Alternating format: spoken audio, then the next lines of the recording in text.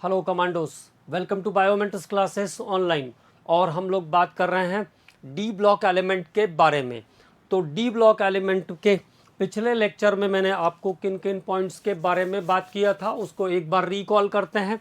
Inorganic में भी सबसे बेस्ट मेथड ये है कि आप उसको बार बार रिकॉल करते रहें। आप बार बार रिकॉल करते रहेंगे तो धीरे धीरे सब चीज़ें याद हो जाती है। ठीक है, तो देखिए साइज़ के बारे में बात किया हमने। तो मैंने आपको बताया कि इसका साइज़ जो है वो एस ब्लॉक और पी ब्लॉक एलिमेंट के जैसा नहीं रहेगा। इसमें स्कैंडियम से मैग्नीज तक अगर हम 3D की बात करते हैं तो साइज़ क्या होगा, पहले डिक्रीज होगा, फिर कांस्टेंट रहेगा, फिर इंक्रीज हो जाएगा। कॉपर से जिंक पर जाने पर साइज़ इंक्रीज हो जाएगा, मतलब जिंक का साइज़ बड़ा होगा। ठीक है, वेरिएशन ऑफ साइज क्यों आ रहा है? जहां पर इफेक्टिव न्यूक्लियर चार्ज डोमिनेट कर रहा है। It means from scandium to manganese effective nuclear charge is dominated. तो स्कैंडियम से मैग्नीज तक साइज क्या होगा, छोटा हो जाएगा। आयरन से निकल तक साइज ऑलमोस्ट सेम रहेगा। इसका मतलब है यहाँ पे शील्डिंग इफेक्ट और इफेक्टिव न्यूक्लियर चार्ज दोनों का मैग्नीट्यूड बराबर होता है। और कॉपर से जिंक पर जाने पर साइज क्या होता है, बढ़ता है, क्योंकि स्क्रीनिंग इफेक्ट डोमिनेट करता है। उसी के बेस पे फिर हम लोगों ने बात किया अगले पॉइंट पर, दैट इज डेंसिटी। तो स्कैंडियम से मैग्नीज तक डेंसिटी क्या होती है, बढ़ती है, क्योंकि एटॉमिक वॉल्यूम कम होता है। ठीक है, इसके बाद आयरन कोबाल्ट निकल पर डेंसिटी ऑलमोस्ट सेम रहेगी क्योंकि साइज सेम है। ऑलमोस्ट सेम डेंसिटी होगी क्योंकि साइज सेम है। और जब हम कॉपर से जिंक पर जाएंगे तो जिंक की डेंसिटी कॉपर के कंपैरिजन में कम होगी। The density of zinc is less than density of copper. Clear? इसी पॉइंट पे इसी से रिलेट करते हुए फिर हम लोगों ने बात किया अबाउट आयोनाइजेशन एनर्जी। तो आयोनाइजेशन एनर्जी, स्कैंडियम से मैग्नीज तक साइज छोटा हो रहा है। साइज छोटा हो रहा है, इसका मतलब न्यूक्लियर चार्ज बढ़ रहा है। It means what, the removal of electron is difficult. Remove करना इलेक्ट्रॉन को डिफिकल्ट होगा, इसलिए एटॉमिक साइज के डिक्रीज होने के कारण अट्रैक्शन फोर्स बढ़ा, रिमूवल डिफिकल्ट हो गया। और अगर रिमूवल डिफिकल्ट है तो इट नीड्स हाई एनर्जी। तो आयोनाइजेशन एनर्जी स्कैंडियम से मैग्नीज तक बढ़ेगी। आयरन कोबाल्ट निकल पर ये ऑलमोस्ट सेम रहेगी। और अगले मेंबर्स पर जब हम जाएंगे कॉपर से जिंक पर, तो वहां एक्सेप्शन आ गया था। मैंने आपको बताया कि जिंक का आयोनाइजेशन एनर्जी कॉपर से ज्यादा होगा। कारण कंप्लीटली फिल्ड डी ऑर्बिटल, क्योंकि जिंक के डी ऑर्बिटल, जिंक पूरा कंप्लीटली पैक्ड है। 4s2 3d10, 4s2 3d10 तक पैक है जिंक। ठीक है, तो ये इंपॉर्टेंट बात है, ध्यान रखेंगे। जिंक का फर्स्ट आयोनाइजेशन कॉपर के फर्स्ट आयोनाइजेशन से ज्यादा होगा। इसके बाद बात किया हम लोगों ने इलेक्ट्रॉनिक कॉन्फ़िगरेशन के बारे में। तो क्रोमियम और कॉपर का जो इलेक्ट्रॉनिक कॉन्फ़िगरेशन है वो हंस रूल को ओबे नहीं करता है because of stability. More stable हो जाएगा 4s1 3d5 पर क्रोमियम और 4s1 3d10 पर कॉपर। सिल्वर गोल्ड मोलिब्डेनम और इसके साथ साथ प्लैटिनम, इनके कॉन्फ़िगरेशन भी जो है, टंगस्टन, इनके कॉन्फ़िगरेशन भी रूल को ओबे नहीं करते हैं, ये ध्यान रखना है। इसके बाद मैंने आपको बताया पैरामैग्नेटिक डायमैग्नेटिक। तो जिसमें अनपेयर्ड इलेक्ट्रॉन हैं वो पैरामैग्नेटिक, जिसमें नहीं है वो डायमैग्नेटिक, जिसमें सब पेयर्ड है वो डायमैग्नेटिक। ठीक है, जो पैरामैग्नेटिक है वो कलर भी शो करेगा, जो पैरामैग्नेटिक है वो कलर शो करेगा। और all the diamagnetic species are colourless. सभी डायमैग्नेटिक स्पीसीज कैसे होते हैं, कलरलेस होते हैं। ठीक है, देन हमने बात किया मैग्नेटिक मोमेंटम के बारे में। तो what is the formula for the magnetic momentum? Mu equal to root of n n plus 2 bm is the unit of the magnetic momentum. ठीक है, that is called Bohr magneton. तो unpaired electron का number रखना है N की जगह, आपको magnetic momentum मिल जाएगा। और यहां से आप कॉन्फ़िगरेशन को देख करके ये भी पता लगा सकते हैं कि कौन मोर स्टेबल है, कौन लेस स्टेबल है, उसके बारे में भी मैंने आपको बता दिया था। ठीक है, उसके बाद हम लोगों ने बात किया अबाउट कॉम्प्लेक्स फॉर्मेशन। यहां से इंपॉर्टेंट पॉइंट शुरू होते हैं। तो कॉम्प्लेक्स फॉर्मेशन में क्या ध्यान रखना है, Y a transitional metal have capability to form complex? तो because of smaller size, क्योंकि उसका साइज छोटा है और साइज छोटा होने के साथ साथ न्यूक्लियर चार्ज बढ़ जाएगा। तो न्यूक्लियर चार्ज बढ़ेगा तो tendency of attraction of ligand बढ़ जाएगी, लिगेंड को अट्रैक्ट करने की पावर बढ़ जाएगी, ठीक है। और लिगेंड का अट्रैक्शन पावर बढ़ जाएगा, उसके साथ साथ इसमें एम्प्टी ऑर्बिटल्स भी प्रेजेंट हैं। क्योंकि हम लोग ज्योमेट्री पूरी पढ़ चुके हैं इसलिए कोई आपको इसमें प्रॉब्लम होना नहीं चाहिए। जैसे K4 FeCN6 है तो d ऑर्बिटल खाली, 4p खाली, 4s खाली। तो जब ऑर्बिटल्स अवेलेबल हैं, एम्प्टी ऑर्बिटल अवेलेबल हैं, तो वहां पर आसानी से सेंट्रल मेटल लिगेंड के साथ बॉन्डिंग कर सकता है। तो smaller size, higher nuclear charge and there is presence of empty orbitals are provide a complex or transition metal to capability of formation of complex। इसलिए ये मेटल कॉम्प्लेक्स का formation करते हैं। देन हम लोग बात कर रहे थे, लास्ट टॉपिक जो पिछले लेक्चर में हमने डिस्कस किया था वो था कलर। तो कलर में हमको क्या क्या इंपॉर्टेंट बातें ध्यान रखनी है। Number 1, all diamagnetic species are colorless, all paramagnetic species complexes are cations are showing color। सभी पैरामैग्नेटिक कैटायंस, सभी पैरामैग्नेटिक कैटायन और कॉम्प्लेक्सेस कलर शो करते हैं। इसके बारे में हम लोगों ने बात किया था, ठीक है। अब उसके बाद मैंने आपको बताया कि डी के पास कुल 5 ऑर्बिटल है, there are 5 orbital in d, ठीक है। Initially it is considered as degenerated, शुरू में हम ऐसा कहते हैं कि ये डीजनरेटेड होते हैं। It means energy of the orbitals are same, इनकी एनर्जी कैसी होती है, सेम होती है। लेकिन जब ये कॉम्प्लेक्स का फॉर्मेशन करेंगे, मतलब जब बाहर से इस पे लिगेंड का अटैक होगा, तो ये ओरिएंटेशन के बेस पर 2 टाइप में डिवाइडेड होंगे, dx/dy/z और dz जो है 45 वाले होते हैं गेरेड एक्सेस वाले, और इसके बाद बाकी 2 अलोंग द कॉमन एक्सेस होते हैं। तो जब लिगेंड का अटैक होगा या लिगेंड को गेन करने की ये कोशिश करेगा तो एनर्जी चेंज होगी, and this energy change split the d orbital into 2 parts with some variation of energy. जो एनर्जी चेंज हो रही है ये इसको 2 हिस्से में स्प्लिट कर देगी। It is known as T2G and EG, that is 3-fold degenerated and 2-fold degenerated। sometime energy of T2G is less and sometime energy of EG is less in the different type of complexes, okay। तो इसके कारण क्या हुआ, d orbital बैरिएट हो गया energy से, लेकिन energy difference बहुत ज़्यादा नहीं रहता है। इसके कारण क्या होगा, एक d ऑर्बिटल से इलेक्ट्रॉन थोड़ी लाइट एब्जॉर्ब करने के बाद, थोड़ी एनर्जी एब्जॉर्ब करने के बाद, एक d ऑर्बिटल से लोअर d ऑर्बिटल एनर्जी से हायर d ऑर्बिटल एनर्जी में इलेक्ट्रॉन जंप करेगा। It is possible in the visible range. तो जितनी एनर्जी वो एब्जॉर्ब करेगा उसमें से कुछ एनर्जी रिफ्लेक्ट भी करेगा, कुछ ट्रांसमिट भी करेगा, और वो एनर्जी कलर के फॉर्म में दिखाई देगी।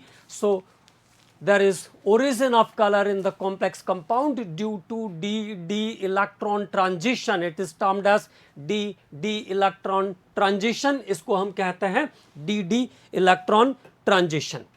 और ये बात हमको क्लियरली ध्यान रखनी है कि जो पैरामैग्नेटिक होंगे वो कलर शो करेंगे। यहाँ तक हम लोगों ने बात पूरी अपनी कंप्लीट कर लिया था। अब ठीक है, अब बात करते हैं, देखो कुछ कलर के बारे में बात करते हैं। तो एक इम्पॉर्टेंट तरीका उसको याद करने का मैं आपको बताता हूँ, वॉयलेट, रेड और इसके बाद ऑरेंज। वॉयलेट, रेड और ऑरेंज, ये 3 का चेकर बना लेते हैं हम। ऑरेंज यहाँ पे वॉयलेट, रेड और ऑरेंज, वॉयलेट, रेड और ऑरेंज, ब्लू, ग्रीन और येलो, ब्लू, ग्रीन और येलो, ब्लू, ग्रीन और येलो, ठीक है। अब देखो आपको क्या ध्यान रखना है, इसमें कई बार इस पे एक्सपेरिमेंटल क्वेश्चन आता है कि एक कॉम्प्लेक्स है वो वॉयलेट लाइट को एब्जॉर्ब कर रहा है, तो वॉयलेट लाइट को एब्जॉर्ब करेगा तो वो कैसा दिखेगा। अब मतलब वॉयलेट को एब्जॉर्ब करेगा तो कैसा दिखेगा, येलो को एब्जॉर्ब करेगा तो कैसा दिखेगा। तो इसको याद रखने का एक छोटा सा मेथड ध्यान रखेंगे, आप उसको ऐसे याद रख लीजिए।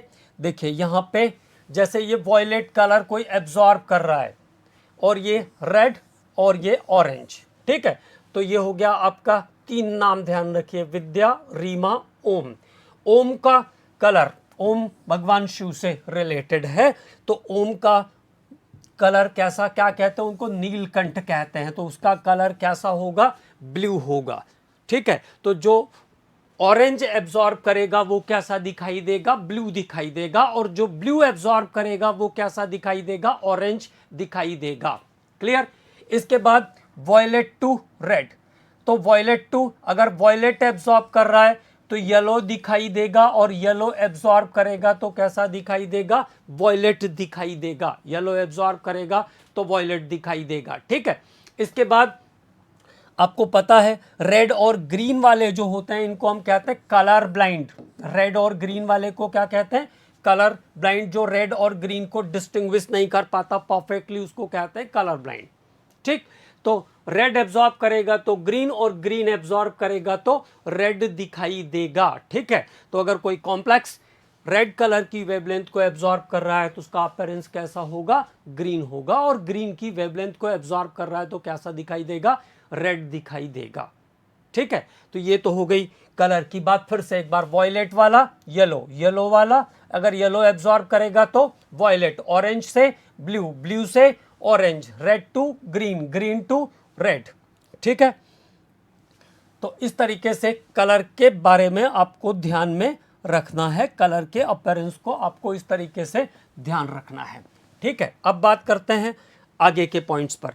कुछ स्पीसीज के कलर के बारे में भी हम बात कर लेते हैं। हालांकि इसको याद कर पाना इतना आसान नहीं होता है, लेकिन वो वाली बात आपको जरूर ध्यान रखनी है कि ऑल डायमैग्नेटिक आर कलरलेस। जैसे क्वेश्चन आया कि कौन कलरलेस है, तो हम कॉन्फ़िगरेशन बना करके देखेंगे। जिसका कंप्लीटली फिल्ड ऑर्बिटल होगा वो कलरलेस है।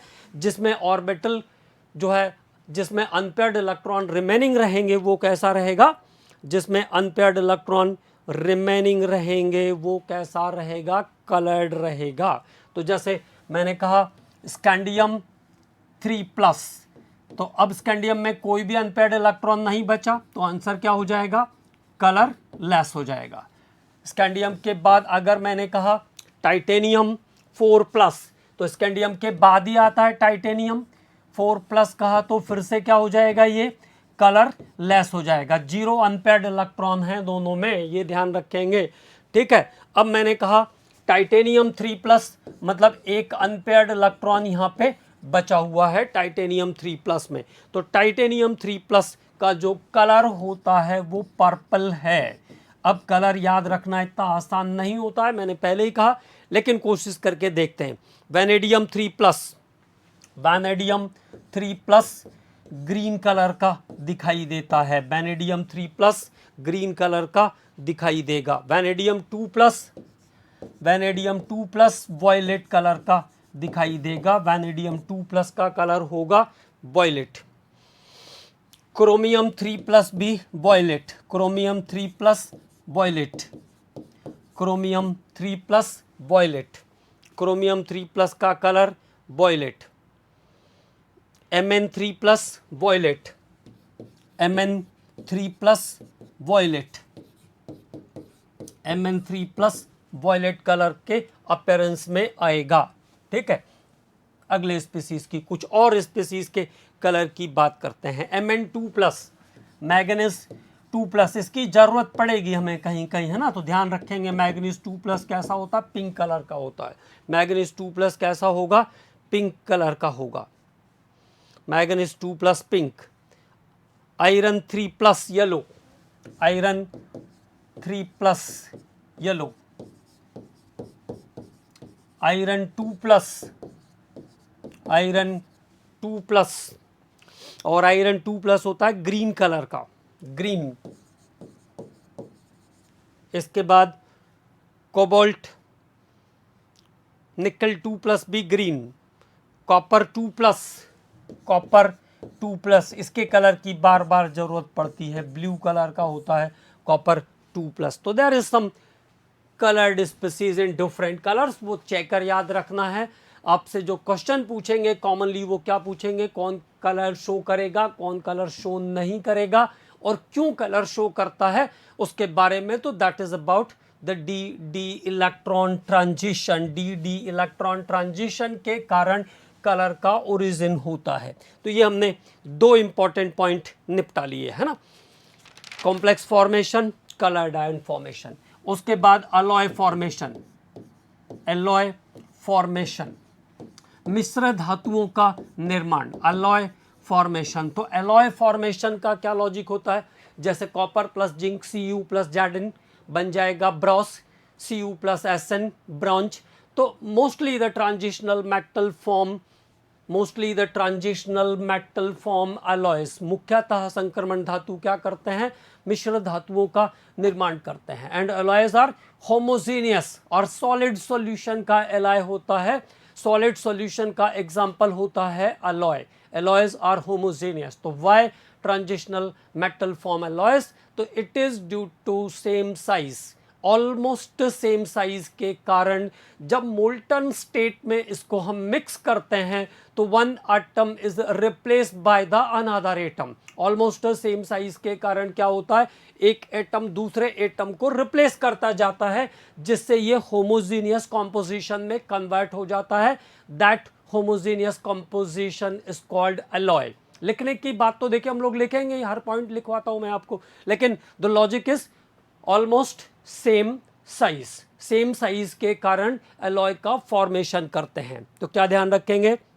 Alloys are homogeneous mixture, alloys और homogeneous mixture, homogeneous mixture, alloys are homogeneous mixture, alloys are homogeneous mixture of two or more metals, more transition metal कह लें हम, transition metals, more two or more transition metals, homogeneous mixture of two or more transition metals. Transition metals have transition metals have almost same size, almost same size, almost same size. So when in metal state, when in metal state when in metal state the when in the molten state कहना चाहिए था मुझे, यहाँ पे ये आ रहा है when in the molten state, molten मतलब पिघला करके, when in the molten state the metals are mixed, metals are mixed,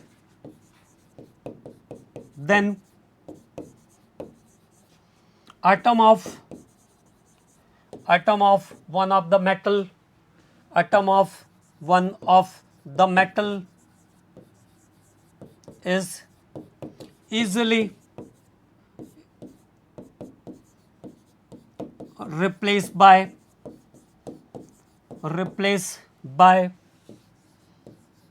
atom of another metal, atom of another metal, atom of another metal. एक मेटल के atom दूसरे metal के atom से आसानी से रिप्लेस हो जाते हैं। तो atom of metal of one element और one metal is replaced by atom of another metal atom, another metal atom, and it give rise homogeneous composition, and it forms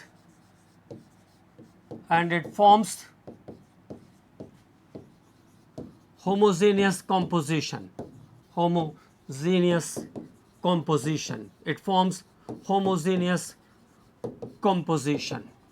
Homogeneous composition is called an alloy, is called an alloy. इसे हम कहते हैं alloy, ठीक है। जैसे Cu plus Zn, copper plus zinc बन गया Bros. Cu plus Sn, bronze. और एलॉयज के बारे में हम लोग मेटलर्जी में भी बात करेंगे, बहुत सारे एलॉयज के बारे में लिखेंगे। Cu plus Sn is bronze, Cu plus Zn plus Ni, German silver, German silver. तो there are some example of alloys. तो एलॉयज का फॉर्मेशन का लॉजिक हमें ध्यान रखना है, ऑलमोस्ट सेम साइज के कारण, ऑलमोस्ट सेम साइज के कारण एलॉय का फॉर्मेशन होता है। Alloys are form because of almost same size of transition metals. इसलिए एक मेटल आटम क्रिस्टलाइजेशन के समय दूसरे मेटल एटम को रिप्लेस कर लेता है और उस रिप्लेसमेंट के कारण होमोजेनियस कॉम्पोजिशन बन जाती है, जिसको हम एलॉय कहते हैं। This homogeneous composition is called alloy. ठीक है, अब बात करते हैं अगले पॉइंट पर, formation of interstitial compound. Formation of interstitial compound, formation of interstitial compound, Hindi में इसको कहते हैं अंतराकाशी यौगिकों का निर्माण। अंतराकाशी यौगिकों का निर्माण, फॉर्मेशन ऑफ इंटरस्टिशियल कंपाउंड। तो देखो एटम्स का अरेंजमेंट, एटम्स कैसे हैं, स्फेरिकल हैं। तो स्फेरिकल है तो इसका मतलब है कि बीच बीच में जगह खाली बचने वाली है। स्फीयर को आप स्क्वायर के जैसे अरेंज नहीं कर सकते हो, बीच बीच में खाली जगह बचेगी, and that spaces are known as interstitial space. तो यहाँ पे एटम्स स्फेरिकल इन शेप है। जब कोई मेटल क्रिस्टलाइज होगी तो स्फीयर्स अरेंज होंगे, स्फीयर्स अरेंज होंगे तो बीच बीच में खाली जगह बचेगी, that is the interstitial space, उसे हम कहते हैं अंतराकाशी रिक्ति। ओके, अब इस इंटरस्टिशियल स्पेस के अंदर जो छोटे साइज के एटम हैं, जैसे हाइड्रोजन है, बोरॉन है, कार्बन है, नाइट्रोजन है, इस टाइप के जो मेंबर्स हैं, ऑक्सीजन भी कई बार, है ना, तो some small size non metal atom occupy the interstitial sites. Some small size of non-metal atom occupy the interstitial site and it give rise or it forms the interstitial compound। और इस type से जो compound बनते हैं उनको हम क्या कहते हैं, it is called interstitial compound. क्या खास बात होती है इंटरस्टिशियल कंपाउंड के अंदर, तो देखो स्टोकियोमेट्री जो है वो चेंज हो रही है क्योंकि कुछ ना कुछ तो अंदर है उसमें।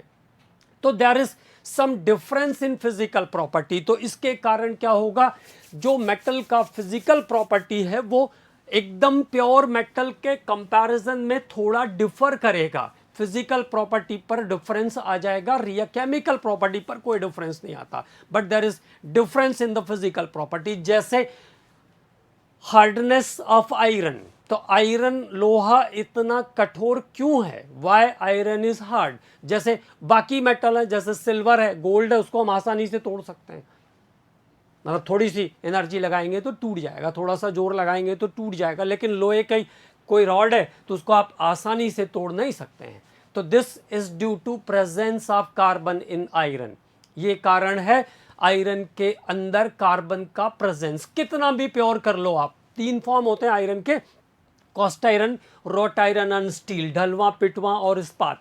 तो उसमें से जो रॉट आयरन है वो आयरन का सबसे प्योरेस्ट फॉर्म है, बट इट कंटेन 0.25% कार्बन, उसमें भी 0.25% कार्बन है।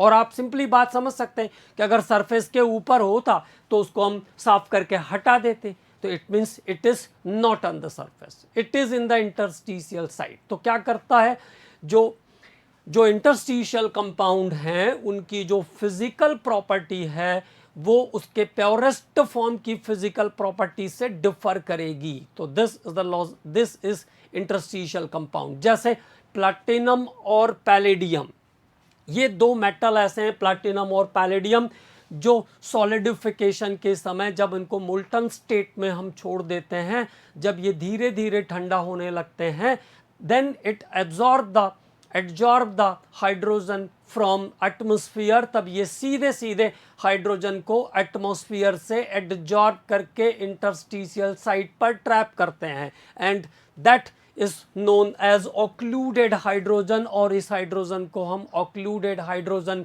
कहते हैं। इसको हमने कोलाइड्स में भी आपको बताया था, ऑक्लूडेड हाइड्रोजन वाला हिस्सा, ठीक है। तो this is gas where solid is the dispersion medium and gas is the dispersed phase, ठीक है।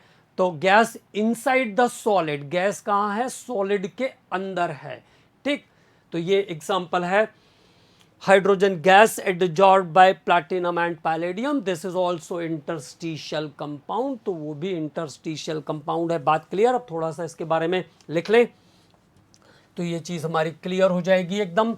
तो interstitial compound, formation of interstitial compound, some small size non metal atom, some small size non metal atom, some small size non-metal atom like boron, carbon, nitrogen, hydrogen, oxygen. Oxygen किस में रहती है? Silver के अंदर रहती है oxygen. अगर आपको कंफ्यूजन होगा तो ध्यान रखिएगा, सिल्वर ऑक्सीजन को एब्जॉर्ब करके रखता है, ठीक है। और जब सिल्वर बाहर निकलती है ऑक्सीजन, तो उसके अपर सरफेस पर क्रैक्स आ जाते हैं, this is called spitting of silver, चांदी का उद्भवन कहते हैं इसको, स्पिटिंग ऑफ सिल्वर कहते हैं, ठीक है। तो some small size of non metal atoms like boron, carbon, nitrogen, hydrogen, oxygen, etc.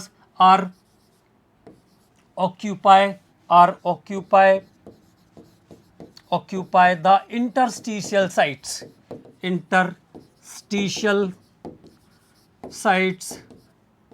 interstitial site of metal atoms during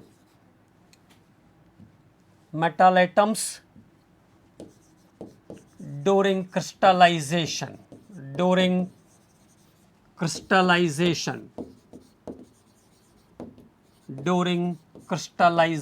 तो क्रिस्टलीकरण के दौरान जो इंटरस्टिशियल साइट्स है, it is occupied by the non metal atoms, it is known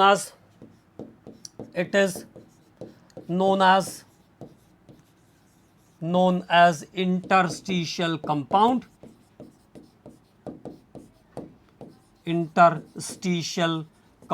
और इसको हम कहते हैं इंटरस्टिशियल कंपाउंड, अंतराकाशी यौगिक कहते हैं। These are non-stoichiometric in nature। तो आगे की बात करते हैं, फिर से एक बार रिपीट कर लेते हैं। Some small size non-metal atoms like boron, carbon, nitrogen, hydrogen, oxygen, etc. or occupy the interstitial site of metal atoms during crystallization, and it is known as interstitial compound. These are non-stoichiometric in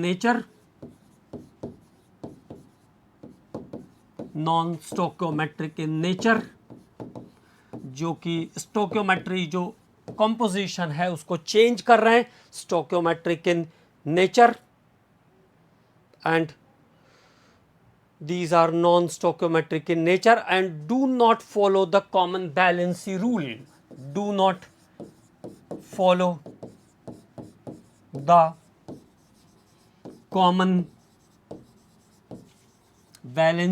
rule, क्योंकि कोई bonding तो ये कर नहीं रहे, तो वो तो इंटरस्टिशियल साइट के अंदर प्रेजेंट है, ठीक है। तो do not follow the common valency rule, और ये कॉमन वैलेंसी रूल को फॉलो नहीं करते हैं। Do not follow the common valency rule. The bonds are not perfectly covalent और ionic. The bonds the bonds are not perfectly covalent or ionic, न तो perfectly covalent bond बनाएंगे ना ionic bond बनाएंगे।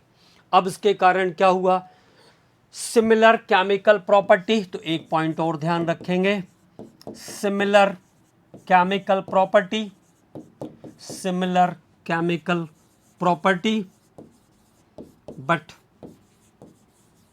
Different physical property, different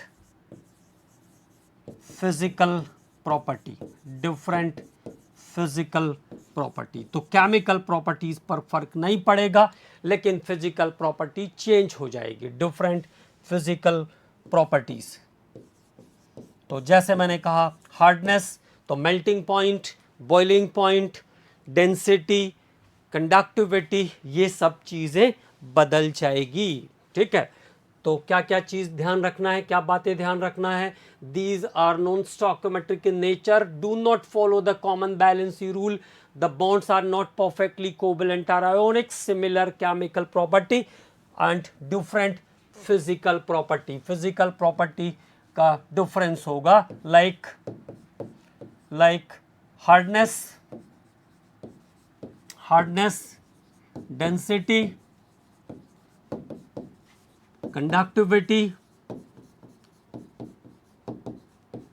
conductivity, boiling point and melting point, boiling point and melting point, boiling point and melting point, ये सब differ करेगी। ठीक है, तो नॉर्मल जो प्योरेस्ट फॉर्म ऑफ मेटल है उससे ये सारी प्रॉपर्टी क्या करने वाली है, डिफर करने वाली है। तो there is to another property, that is alloy formation and the next one is the interstitial compound formation। अब उसके बाद एक और बात करेंगे हम लोग यहाँ पे कैटालाइटिक प्रॉपर्टी, कैटालिटिक प्रॉपर्टी,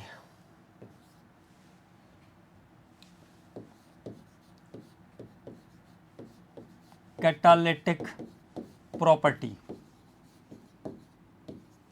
अब कैटालिटिक प्रॉपर्टी तो देखो मोस्टली द ट्रांजिशनल मेटल जैसे आयरन है, कोबाल्ट है, निकल है, प्लैटिनम है, वैनेडियम है, mostly the transitional metals are work as a catalyst in different chemical reaction. तो most of the transition metal, most of the transition metals act as a catalyst,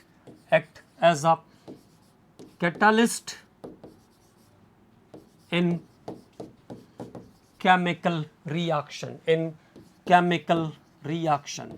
act as a catalyst in chemical reaction, okay, act as a catalyst in chemical reaction। जैसे SO2 plus O2 से बनना है sulphur trioxide, तो what are the catalyst here, vanadium pentoxide और platinum. ठीक है, N2 plus 3H2 give 2 ammonia, N2 plus 3H2 give 2 ammonia. Haber's process में iron catalyst और मोलिब्डेनम कैटालिटिक प्रमोटर है। Iron is the catalyst and here molybdenum is the catalytic promoter, molybdenum इसका catalytic promoter है। ठीक है, अब देखिए oil plus hydrogen, oil का हाइड्रोजनेशन अनसैचुरेटेड से सैचुरेटेड जा रहे हैं, वेजिटेबल घी का फॉर्मेशन कर रहा है ये, तो nickel as a catalyst and here tellurium is the catalytic promoter. R3Al plus TiCl4, here is the titanium, trialkyl aluminum and titanium chloride combination is called Ziegler-Natta catalyst, Ziegler and Natta catalyst किस काम में आता है, for polymerization, for preparation of many polymers, for polymerization। तो polymerisation में जो catalyst use होता है वो है Ziegler-Natta catalyst. तो here the example, so many transition metals are act as a catalyst. बहुत सारे transition metal act as a catalyst, catalyst के जैसा, उत्प्रेरक के जैसा काम कर रहे हैं. अब क्यों करते हैं उसकी बात करनी है. तो why, तो पहला लॉजिक है, पहला पॉइंट है कि ट्रांजिशनल मेटल के पास वेरिएबल ऑक्सीडेशन की पावर होती है, मतलब वो अपनी बैलेंसी को कम ज़्यादा कर सकते हैं. तो पहला पॉइंट है, these element show the variable oxidation state. Number 1, these elements show the variable oxidation state. variable oxidation state. These elements show the variable oxidation state. ये एलिमेंट वेरिएबल ऑक्सीडेशन शो करने की टेंडेंसी रखते हैं. दूसरी बात, these atoms, the atoms present on the surface, the atoms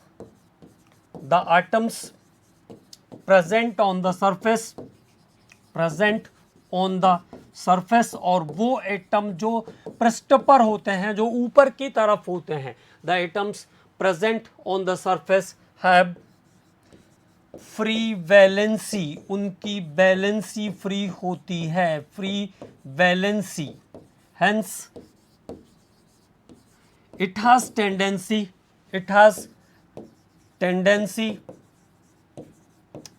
tendency to form complex. It has tendency to form complex. इसलिए इसमें complex या इंटरमीडिएट कंपाउंड बनाने की टेंडेंसी आ जाती है, tendency to form complexes. Okay, तो ये दूसरा पॉइंट हो गया इसका, सेकंड इंपॉर्टेंट पॉइंट. ठीक,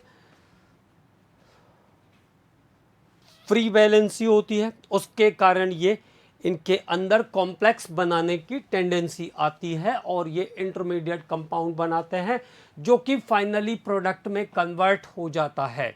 इसलिए transition metal different chemical reactions के अंदर काम करते हैं एज अ कैटलिस्ट. ठीक है, तो this is the common points related with the D block element. और अब हम लोग यहाँ पे अगला जो टॉपिक शुरू करने वाले हैं वो है K2Cr2O7, potassium dichromate.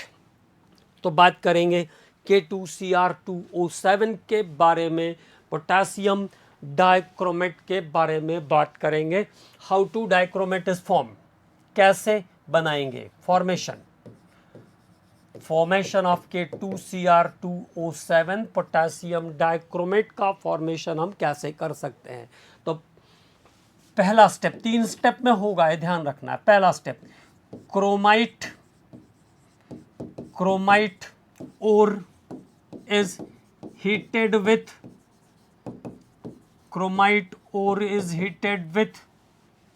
Na2CO3 and air. This is the first step. मेरे साथ साथ याद करते हुए चलेंगे. Chromite ore is heated with or fused with sodium carbonate and air. तो पहले स्टेप में क्या कर रहे हैं, क्रोमाइट ओर FeOCr2O3, ये फॉर्मूला है क्रोमाइट ओर का. This is FeOCr2O3. ऐसा भी लिख सकते हैं FeCr2O4, कई जगह आपको ऐसा भी लिखा हुआ मिलेगा, तो उससे कंफ्यूज नहीं होना है, बात तो एक ही है. तो क्रोमाइट ओर का फॉर्मूला हुआ FeOCr2O3 विथ Na2CO3 के साथ हम फ्यूज कर रहे हैं. Na2CO3 प्लस ऑक्सीजन के साथ इसको हम फ्यूज करते हैं. तो क्रोमाइट ओर का कन्वर्जन हो जाता है सोडियम क्रोमेट में, Na2CrO4, it is converted into sodium chromate. So now the chromite ore is converted into sodium chromate plus Fe2O3 and one more chemical is there, 8CO2, carbon dioxide.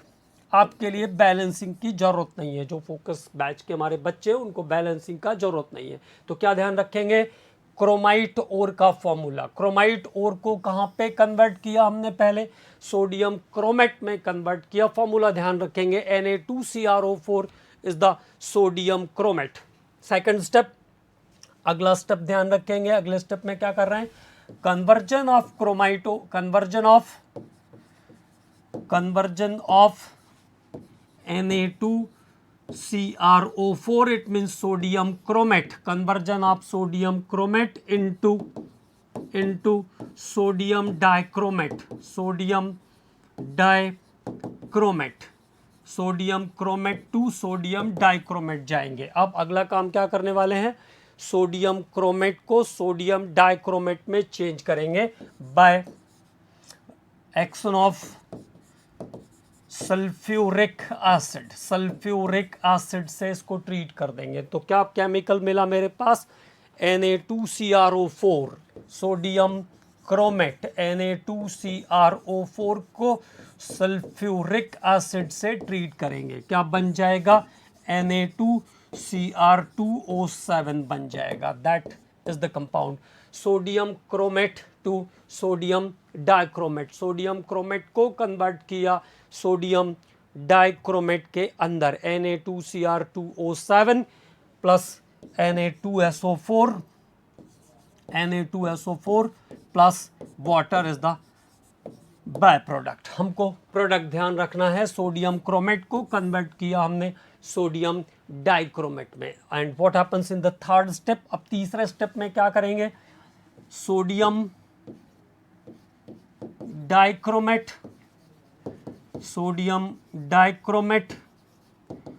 To potassium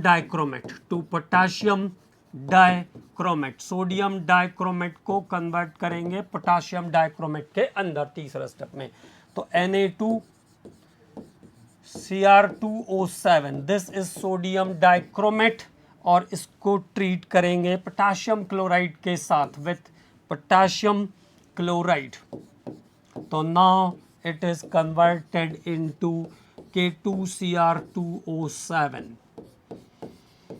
okay, so this method is used to convert the chromite ore into potassium dichromate। तो क्या क्या काम किया हमने, first of all chromite ore को fuse किया sodium carbonate के साथ, chromite ore is fused with sodium carbonate to give sodium chromate, sodium chromate को सल्फ्यूरिक एसिड से ट्रीट किया तो सोडियम डाइक्रोमेट, और फिर सोडियम डाइक्रोमेट को पोटेशियम क्लोराइड के साथ ट्रीट किया तो फाइनली हमारे पास आ गया K2Cr2O7।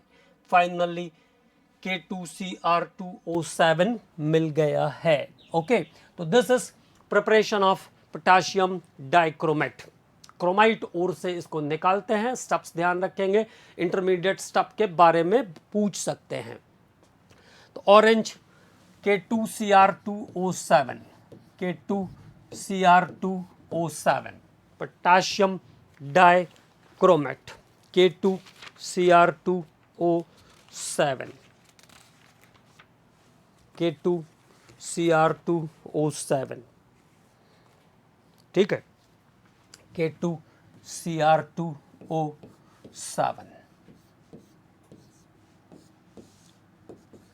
K2Cr2O7, स्ट्रक्चर की बात कर रहा हूं मैं इसके, K2Cr2O7, ये K2Cr2O7 का स्ट्रक्चर, पोटेशियम डाइक्रोमेट, मतलब दोनों क्रोमियम आपस में लिंक्ड नहीं है, ये ध्यान रखेंगे K2Cr2O7 के स्ट्रक्चर के अंदर।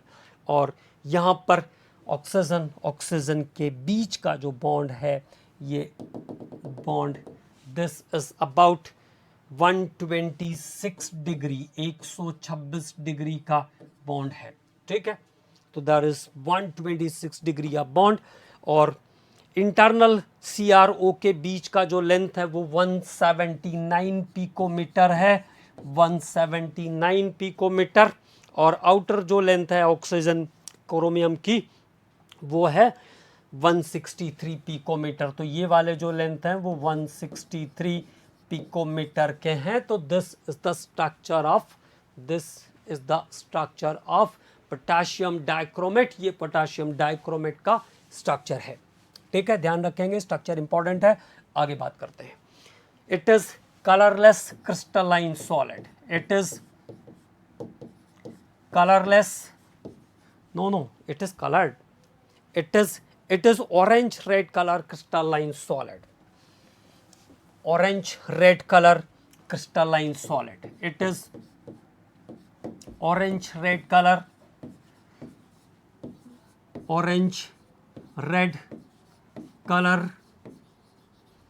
crystalline solid.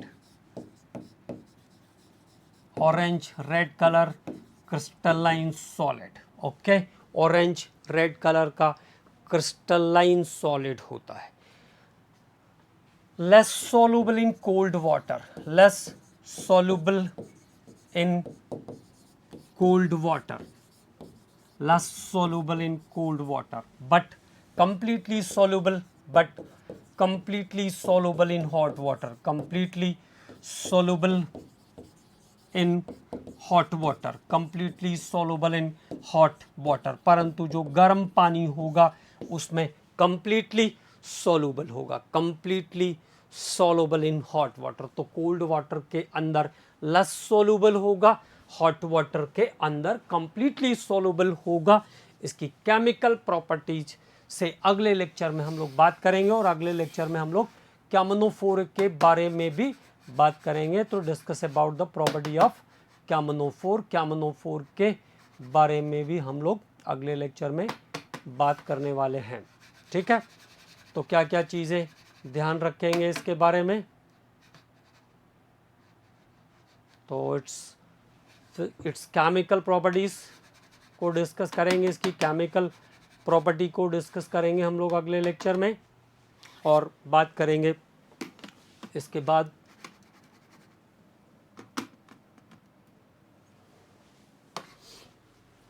तो क्या क्या इंपॉर्टेंट केमिकल प्रॉपर्टीज़ है उसको डिस्कस करेंगे अगले लेक्चर के अंदर।